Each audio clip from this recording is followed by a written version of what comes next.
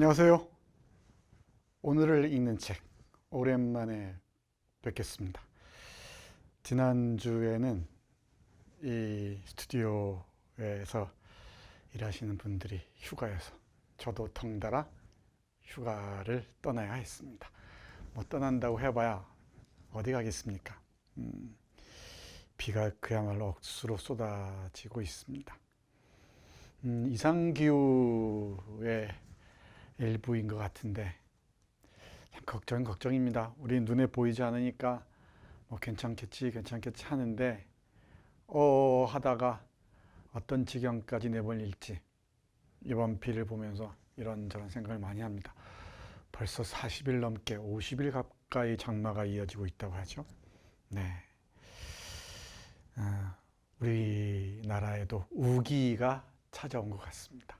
우기, 건기 이런 말 하잖아요.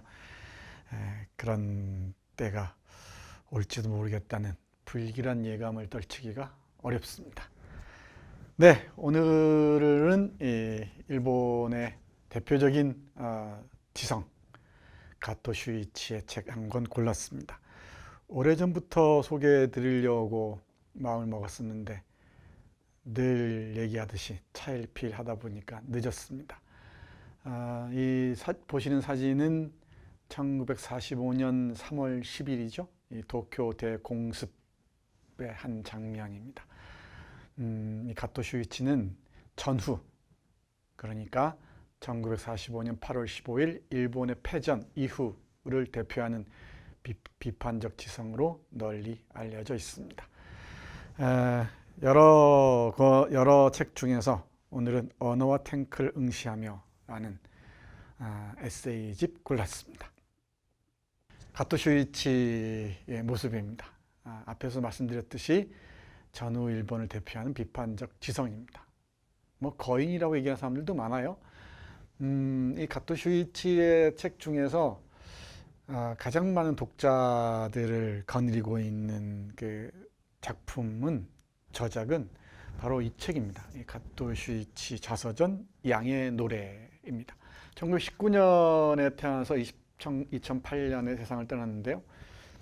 우리가 짐작한 것과는 달리 이 커리어가, 그러니까 이력이 좀 특이합니다. 가토 슈이치는 동경대, 도쿄대에서 뇌과학으로 박사학위를 수료했다고 합니다. 그리고 파리 대학 등에서 혈액학을 연구했대요. 그래서 이런저런 글을 보면은 이 혈액학에 대한 그 얘기가 나옵니다. 혈액학 용어들이 나오기도 해요. 그야말로 이 문학, 사상, 예술, 역사, 정치 모든 분야 전방위적인 이 글쓰기를 통해서 일본을 통렬하게 비판하는 그런 지식인입니다. 특히 우리가 주목해야 할 것은 오에 겐자부로, 잘 아시죠? 쓰르미 슌스케입니다. 슌스케가 아니고요. 쓰르미 슌스케 등과 함께 평화헌법 구조를 지키는 구조 모임을 결성해서 아주 왕성하게 활동을 했었죠. 아마 아베와 그 일당들이 가장 두려워하는 지식인 중에 하나가 아니었나 싶기도 합니다. 이 가토 슈이치는 일본이란 무엇인가, 저항과 문학 등 55권의 저서가 있는데요. 특히 한국에는 일본 문학사에 관한 뛰어난 이 저술이 번역되어 있습니다. 그리고 이 대담집 번역과 일본의 근대 대단히 중요한 책이죠. 이 번역이 일본의 근대를 어떻게 형성했는가를 밝히고 있는 아주 뛰어난 작품입니다. 많은 그 아이디어를 던져주었던 책입니다. 저에겐 말이죠. 그리고 서경식 선생과 함께 강연, 대담을 모은 교양 모든 것의 시작. 이 책은 꼭 권합니다. 꼭 읽어보시기 바랍니다. 아마 오래전에 이 시간에 소개해드린 적이 있습니다. 여러분 기억에는 없겠지만 말이죠. 이런 대담집과 강연집이 다수 있습니다. 그 왕성한 글쓰기를 통해서 일본의 그 근대의 이면을 투시하고 이 비판하고자 했던 일본의 대표적인 지식인 가토 슈이치, 꼭 기억하시기 바랍니다. 특히 오늘 소개해드리는 이 언어와 탱크를 응시하며와 함께 이 자서전 양의 노래 꼭 읽어보시기 바랍니다. 네, 이 사진 눈여겨봐 주십시오. 왼쪽에 있는 사람은 우리가 익히 잘 아는 맥아더입니다. 더글라스 맥카스라고 좀 발음하던데요. 맥아더고요. 오른쪽에 있는 사람은 그 유명한 히로히토, 일본 왕이죠. 텐노라고 부르는, 일본 사람들은 천황이라고 부르는 그 사람입니다. 이 사진은 엄청난 충격을 몰고 왔습니다. 일본이 패전한 직후에 그야말로 신으로 일컬어지던, 뭐 이 현인신이라고 얘기했죠. 현재 존재하는 신으로 일컬어졌던 이 히로히토, 이른바 쇼와 천황이죠. 이 히로히토가 한순간에 인간으로 강등된 장면입니다. 삐딱하게 서 있는 이 더글라스 맥카서와 현인신의 자리에서 인간의 자리로 강등된 히로히토, 그리고 이 삐딱한 자세로 서 있는 이 미국을 상징하는 맥아더와 뭔가 겁먹은 듯 차렷 자세를 하고 있는 일본의 왕. 이 대비가 선명합니다. 그런데 놀랍게도 대일본 제국, 패전 전까지는 대일본 제국이라고 불렀죠. 지금은 일본국이라고 합니다만은 대일본 제국을 정신적으로 통치했던 이 신의 모습이 사람들의 눈에 어떻게 보였을까? 대단히 문제가 아닐 수가 없죠. 이 사진 한 장을 두고 많은 얘기들이 있습니다. 뭐 좋은 책들도 있고요. 한번 참조해 보시기 바랍니다. 제가 이 사진을 여러분께 보여드리는 이유는 이 책에 실려 있는 많은 글들 중에서 특히 이 천황제를 논한다를 여러분께 말씀드리고 싶어서입니다. 이 책에는 가토 슈이치의 사회 비평적 에세이들, 좀 기가 막힌 에세이들이 실려 있습니다. 언어와 탱크를 응시하며라는 제목에도 주목할 필요가 있죠. 이 탱크를 응시한다는 얘기, 전쟁을 응시한다는 얘기죠. 그리고 언어, 이 탱크와 언어의 싸움은 어떻게 될 것인가. 이 지식인의 임무에 대해서도 많은 얘기를 하는데요. 이 언어와 탱크를 응시하며 이 세상을 바라본 그런 글들을 모아놨습니다. 천황제에 대한 얘기들, 지식인에 관한 얘기들, 그리고 일본 문화의 잡종성에 관한 얘기들. 이 에세이 상당히 뛰어납니다. 뭐 일본의 순수성 얘기하고 그러죠. 다 헛소리란 얘기입니다. 잡종적일 수밖에 없다는 거죠. 그리고 천황제와 일본의 의식, 그리고 이 언어와 탱크, 베트남 전쟁과 평화. 훌륭한 글입니다. 그리고 궁극주의 반대, 재론, 그리고 과거 극복 각서, 그리고 오늘 잠깐 소개해드릴 멀고도 가까운 것, 지옥 등 그야말로 빛나는 글들이 실려 있습니다. 각각 그 다른 시기에 쓴 에세이들이어서 일관성을 지니고 있지는 않습니다. 다양한 그 사유의 이 변화들을 보여주죠. 해서 이 시간에는 이 책을 한마디로 정리할 수는 없습니다만은 그 중에서 가장 중요하다고 여겨지는 글 한 편, 천황제를 논한다와 아울러서 우리에게 가까운 곳 지옥까지 짧게 소개해 드리겠습니다. 이 천황제를 논한다는 글에서 천황제를 왜 그만둬야 하는가를 라는 질문을 던집니다. 그리고 대답을 하는데요. 이 일본 사회에서, 그리고 일본 지식인 사회에서 천황을 논한다는 것, 자기네들의 왕을 논한다는 건 거의 터부, 금기에 속합니다. 이 천황제를 전면적으로 비판한 지식인들이 많지가 않은데, 제가 기억하는 한은 가토 슈이치와 그리고 작가 중에서는 사카구치 안고라는 사람이 있죠. 이 사카구치 안고의 타락론, 속타락론이라는 에세이가 있습니다. 대단히 빛나는 에세이죠. 이 시간에 오래전에 소개해드린 적이 있습니다. 한번 찾아서 읽어보십시오.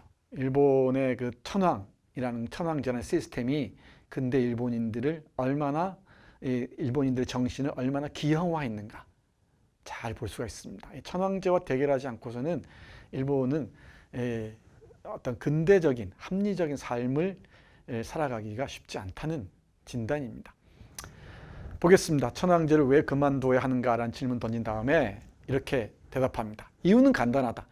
천황제는 전쟁의 원인이었고 그만두지 않으면 다시 전쟁의 원인이 될 수도 있기 때문이다. 이 점에 주목하십시오. 그만두지 않으면 다시 전쟁의 원인이 될 수도 있기 때문이다. 이건 패전 직후 46년에 쓰여졌거든요. 패전 직후에 천황제를 타파하지 않으면 또다시 전쟁의 원인을 제공할 수 있다는 것입니다. 무서운 이 예언적 지성의 목소리입니다. 이 천황제를 그리워하는 자들이 바로 일본 극우 세력들이죠. 그 정점에 아베 신조가 있습니다. 이 얘기도 뒤에서 잠깐 보겠습니다. 그리고 또 이렇게 말합니다. 우리는 결코 잊어서는 안 된다. 일본적이라는 것은 봉건적이라는 말과 다르지 않으며 일본의 모든 것을 대표하는 저 가난한 농민의 존재는 그야말로 메이지 유신이 예정하고 실행한 첫 번째 프로그램이었다는 사실을, 그리고 그것을 절대 왕제를 중심으로 해서만 가능했고 자본주의 사회의 민주주의화를 영구히 막으려는 봉건주의를 그와 같이 강고하게 보존하기 위해서는 천황제가 필요했으며 오직 천황제여야만 했다는 사실을, 일찍이 우주의 중심에는 지구가 있었던 것처럼 봉건적 농촌의 중심에는 최대 지주 천황이 있었고 궁극주의 중심에는 대원수 폐하 천황이 있었다라고 얘기를 합니다. 어떻습니까? 일본 사회는 껍데기는 근대적인 것처럼 보이지만 그 이면 정신적인 측면을 들어보면 여전히 봉건적이라는 것입니다. 기형적이라는 것이죠. 그리고 자본주의 사회의 민주주의화를 영구히 막으려는 그 획책으로 기획된 게 바로 절대 왕제, 즉 천황제였다는 것입니다. 이 이토 히로부미라는 정객이 뒤에 조종했었죠. 물론 사상가로서는 여러 사람들이 있습니다. 그 대표적인 인물이 그 만엔권 표지 모델인 후쿠자와 유키이치죠. 그러니까 일본의 그 기형적인 모습들, 그리고 예컨대 전쟁 때 패색이 짙은데도 가미가지 특공대니 뭐니 하면서 정신 무장을 하면 다 이길 수 있다라거나, 또는 이 집단 자결 같은 게 있지 않습니까? 이 천황제를 포기하지 않으면은 전쟁은 다시 일어날 수밖에 없다는 게 가토 슈이치의 진단이었습니다. 바로 패전 직후의 진단이었죠. 조금 더 볼까요? 전쟁의 원인은 천황제라고 앞에서 말씀드렸죠. 조금만 더 보겠습니다. 이렇게 말합니다. 그리하여 모든 이성과 비판 정신을 봉쇄한 그 불합리주의와 신비주의가 문명의 싹을 뽑아내고 인민의, 나아가 지배계급 자체의 정신으로부터 현실을 인식하는 능력을 빼앗았던 것이다. 그러니까 이성과 비판 정신을 봉쇄해버렸다는 거예요. 천황제가. 그리고 그런 이 비합리주의, 불합리주의와 신비주의가 문명의 싹을 뽑아버렸다는 것입니다. 그리고 인민의, 나아가 지배계급 자체의 정신으로부터 현실을 제대로 바라보는 능력을 박탈해버렸다는 것입니다. 이 신비주의로 나갈 수밖에 없는 거지. 뭐 옛날 얘기지 이렇게 말씀하실 분도 계실 줄 압니다만은 제가 보기엔 그렇지 않습니다. 일본 제국주의 역사가 갖는 뭐 이런 학문적인 뭐 여러 강점들도 없지 않습니다만은 이 정신사적 맥락에서 보면은 이 신비주의나 이 불합리주의가 아주 강구하게 자리 잡고 있어서 쉽게 이게 떨어지지가 않습니다. 그게 일본인들의 그 내면에 깃든 어떤 정신사의 풍경이 아닌가, 저는 그런 생각을 해요. 그래서 이렇게 쓰고 있는 문장을 읽어봐야 합니다. 침략 전쟁의 정신사적 의미는 그야말로 현실 인식 능력과 문명에 대한 경의의 결여, 요컨대 이성의 상실에 의해 일어나고 그것에 의해 끝났다는 점에 있다.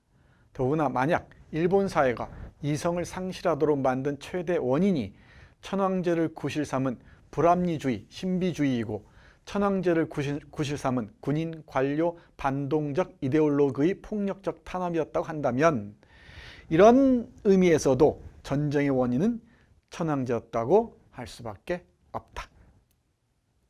그러니까 군인이나 관료나 반동적 이데올로그들, 선동가들이죠.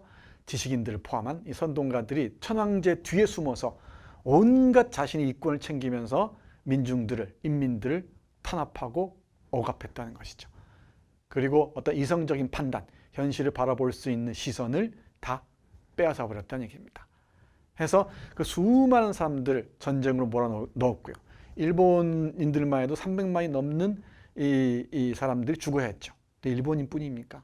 이 아시아에서는 어떻습니까? 수많은 사람들이 지옥의 시간을 통과해야 했죠. 우리 식민지 조선도 예외가 아니죠. 그리고 그 상처들이 지금까지 남아서 우리를 이렇게 괴롭히고 있습니다. 우리 근대 한국 사회 상처의 원형입니다. 원형이 바로 한 걸음만 더 나아가 보면은 일본의 천황제가 있다는 것. 그래서 일본을 알아야 됩니다. 우리의 현재 모습을, 그리고 나아가서는 우리의 역사를, 근대사를 제대로 읽기 위해서라도 일본을 읽어야 되고요. 또 일본 근대의 그 정점에, 원점에 천황제가 있다는 것 분명히 기억해야 될 것입니다. 아베 신조가 쓴 아주 아름다운 책이십니다. 아름다운 책이죠. 네. 원 제목은 아름다운 나라로였습니다. 이 아름다운 나라로를 수정 보완해서 새로운 나라로라는 책을 펴냈어요. 기가 막힙니다. 이 아베 신조와 일본 회의를 비롯한 정말 그야말로 천황을 신으로 받들고 있는 신토의 교주이기도 하죠. 받들고 있는 세력들이 꿈꾸는 이 아름다운 나라, 새로운 나라가 어떤 나라냐면은 바로 메이지 천황의 시대 또는 쇼와 천황의 시대에 세계를 호령하던 그런 시대입니다. 봉건적이고 남성 중심적인, 그리고 아시아를 지배하는 그런 꿈과 같은 시절입니다. 그야말로 일본이 잘 나가던 때였죠. 그 꿈을 실현하는 게 이 아베의 기획의 핵심이죠.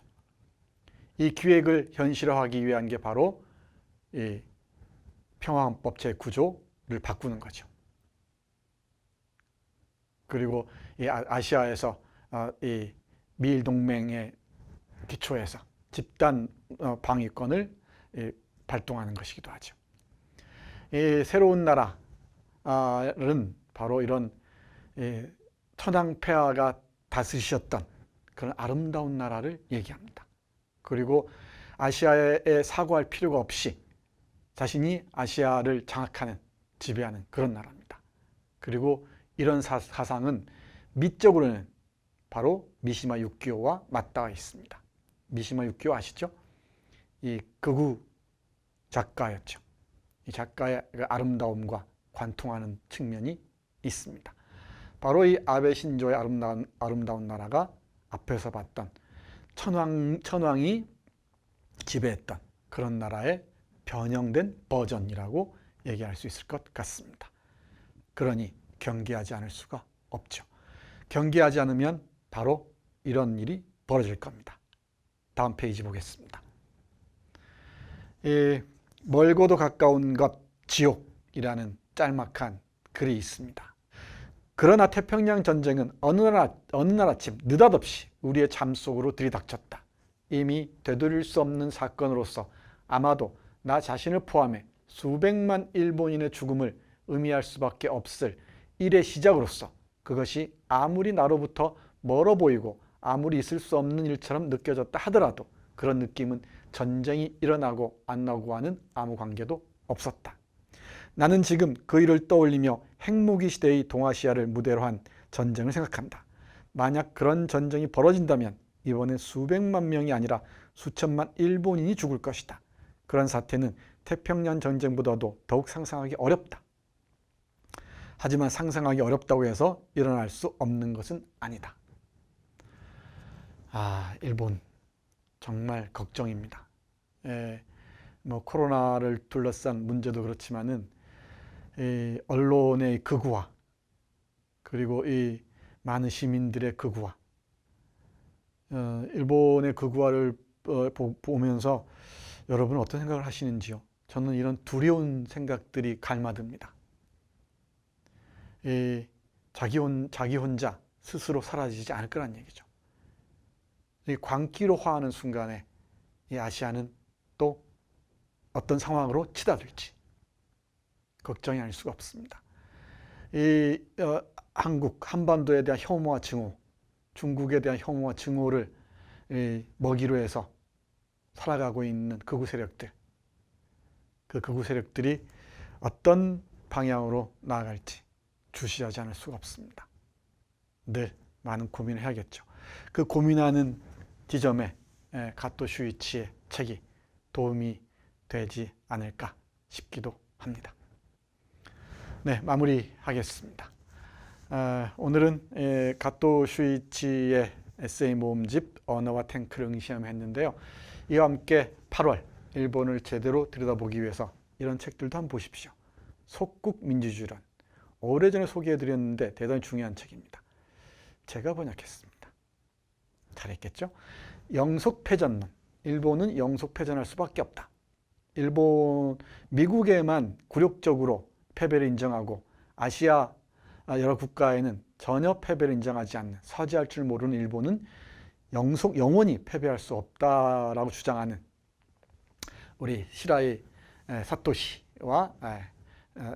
사토시의 이 걸작이죠. 여기에도 제가 깊이 관여했습니다. 책 번역에도. 그리고 사쿠라 진다, 시라이 사토시와 우치다 다스루의 대담집, 이것도 제가 번역했습니다.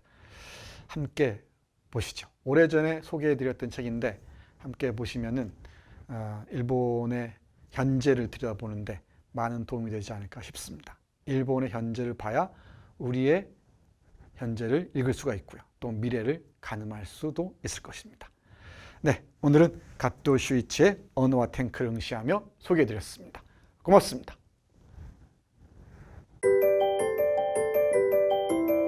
기